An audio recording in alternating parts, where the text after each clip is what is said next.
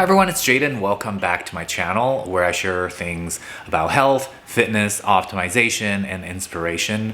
On today's video, I am going to share a story about a very particular time in my health crash recovery journey. It was like the turning point. I was at the lowest point when I had the health crash, but then it continued to get worse because, as you know, as you go through the health crash, there's so many symptoms and so much challenges and struggles that you're almost like the health crash was like the lowest point in your life, and then now you're going like underground low. I'm talking, this was probably the lowest low ever all time of my life. And it was a huge turning point because it was in that really dark and low place that something clicked in me that would have never happened if none of this had happened to me. I briefly touched upon that on some other videos, but I will really go into detail in this video because I think it's very important for me to share that part of it. And it's not technical at all, and it's not really like what to do information or like, you know, tips or like, but it's a mindset based story, and it was very powerful for me. And I think for my viewers and for people who are going through what I'm going through, it can be very helpful to get an insight that I'm about to share with you on that experience. And it could very well apply to you in, you know, in your own ways. I remember this happened in the timeline of like phase 2, like in the middle of phase 2. So we're talking phase 2 is the worst phase of this health crash recovery journey. And then the middle phase 2 is probably the worst of the worst of the worst. Okay, lowest point ever. I don't know if you guys know this about me, but I am such an overachieving person and such a neat freak. And so at that point, I was at my worst health, coming from like being just abundant, optimal health my whole life. And then worst mental state and the worst fitness shape. I was just, yeah, awful at that time. And my house was a mess with, you know, food, plates everywhere. I mean, I am like such a minimalist and clean person. And I had no energy. I mean, you guys all know this, going through it, you just have no energy. So I was alone. Like my house was a pigsty. My room was even more of a pigsty. And I was just laying in bed, feeling like SHIT. To say the least. So many symptoms going, like the trembling, the heart palpitations, the eye symptoms, the headaches, the realization, the fatigue, the dizziness, the room spinning, the sensitivity to noise. Like I can go on and on. I had all those symptoms going. My blood sugar was not regulated. I was just, you know, high and crashing.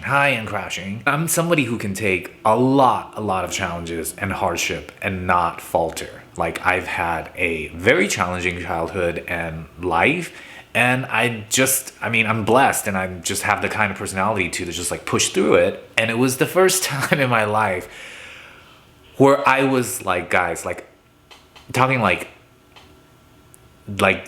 eyelash width close to just like throwing in a towel because I was so low.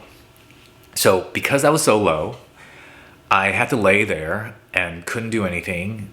And all the strength I had left was just to be with myself in that moment.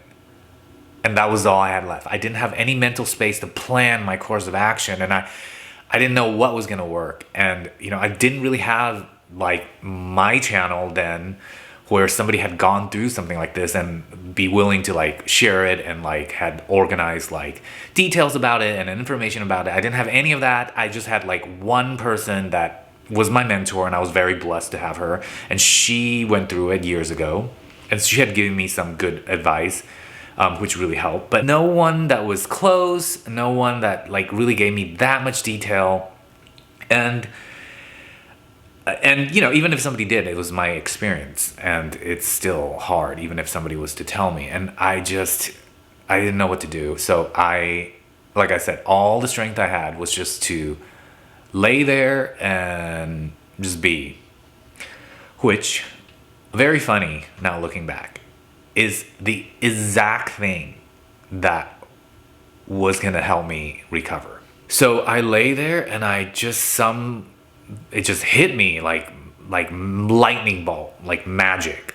Like, I thought, wow, my box of tools of dealing with hardship and goals and dreams and everything was not working anymore. Now, like I said, I've been a very driven person, very dedicated, committed, disciplined, like consistent. I am just one of those like go-getter personalities. I know how to organize. I know how to tackle a project. I know how to dissect a project. I know how to work on a skill. I know how to commit to a sport. I know how to get really high level in things by being very disciplined in the practicing of it and consistent in the daily routines of it. I know how to do all that.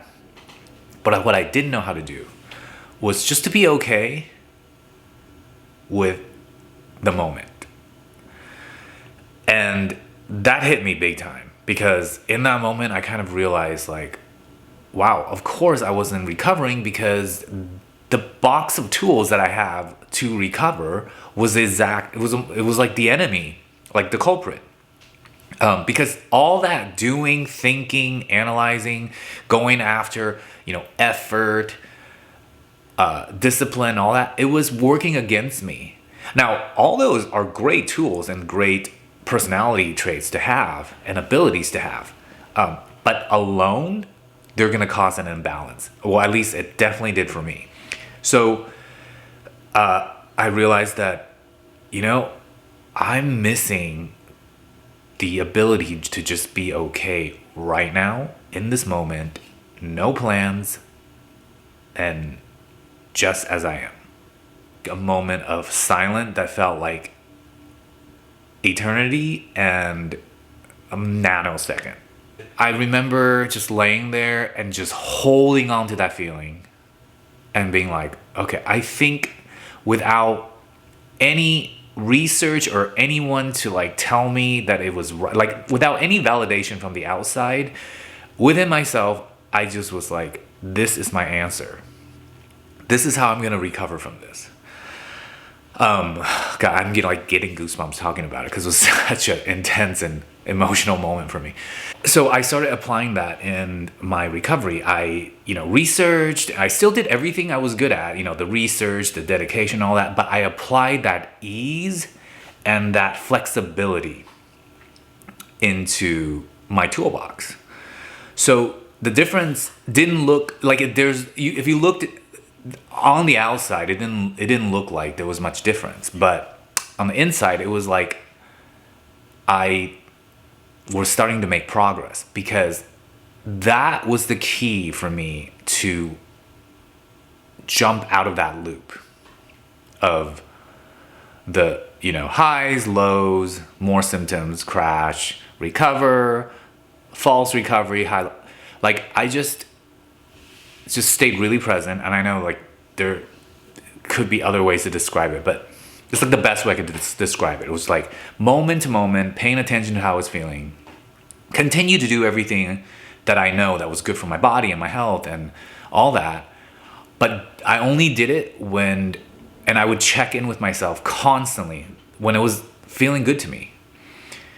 And I also didn't allow my mind to take over and to give myself too many options and too many distractions, because that's like getting pulled back into anxiety and stress, and that's exactly the opposite direction I wanted to go.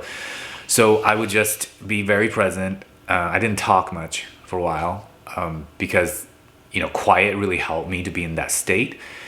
And then I just accepted where I was at. Like I didn't have to recover anymore for me to say, you know what, I'm okay with myself now. And I just came to a point where I was like, that was the work, so to speak. I don't want to use the word work because that sounds like effort and suffering, and it shouldn't be. But that was the process for me, because before that, it was like, oh, I gotta get through this thing. Get back to my workouts and get my life back and pursue my career more and like make up for all this lost time and get my like body back and so there's stress again. And because there's stress, I was never gonna get out of it. So after having that big moment, turning point, I moved into phase 3 and, spent a few months in there, then moved into phase 4, 5, full recovery, and now here I am, 9 months post full recovery. I'm still working on a lot of things because after coming out of a health recovery like that, you have a whole new insight on who you want to be, how you want to do your life, changes you want to make and continue to make. But it's so fun now because I pretty much gotten out of the gutters and now moving on upwards. I just wanted to share that story with you. I know some parts of it I might not have been able to pick the best words to describe everything, but I really thought about how to express this because I think that was huge. That went like that took me from being stuck and spending long time to recover to like gradual, steady recovery. Just to recap this video, this is actually a suggestion from Zachary, who had reached out to me, and we did actually a one-on-one consultation over Zoom, and so we just kept in touch. He's a really nice guy, and he's one of my subscribers, and he suggested that I kind of recap the key points of my videos in the end. So I'm gonna try that. The key point I want to kind of have you take away from this would be that take a look at your box of tools. Like number one, take a look at your box of tools that you're using to recover. Number two, if your box of tools are causing you to stress, then they're not good tools, or they're not enough. You need something that's going to inspire you to feel okay right now. Not, a week from now where you're feeling better, not full recovery. No. Like right now, you got to be okay with where you're at and truly be okay and feel like, you're blessed where you're at. Last key point is that being moment to moment aware and present about how you feel, and use feeling good and feeling at ease as your guide to make choices could really, really help you on your health crash recovery journey. Along with all the other information I've shared, the tips, and all those are useful, those disciplinary type of tips and stuff that I've shared, those are very helpful too. But if you don't want to miss this piece, this psychological, almost spiritual, like mental mindset, that's a good word, part of it. Although you're trying to not get into your brain too much because that causes anxiety. But you know what I'm talking about. Those would be the 3 key takeaways for this video. And I hope that brought you some interesting information and value and helps you to on your own recovery journey. Thanks so much for tuning in. I'm just like about to hit my 1,000 subscriber mark. I'm very excited about that, especially because I live literally like 5 minutes away from the YouTube space in Los Angeles. So once you hit 1,000, I can actually go and use that space. I'm very, very excited to go check it out, and hopefully I don't know if they're how the process is now with everything that's going on, but I'd love to go check it out and film some of my new videos in there. Quick news, I am working on a series of 4 courses, but they're all going to be like in one big course on details and kind of like step by step, like detailed how I recovered. I want to include everything in there. I'm in the development process still, like at the end of it, and I will move into shooting it soon and hopefully have it done and ready for you guys to purchase on Teachable sometime between probably like now and end of April. It's gonna take me some time because I want to do it right and I want to do it really well. That's something I will continue to keep you guys updated. Meanwhile, my Facebook group is growing and there's lots of great discussions on this topic in there. And I hope you enjoy the rest of your day, and I'll see you on the next video. Right, bye guys.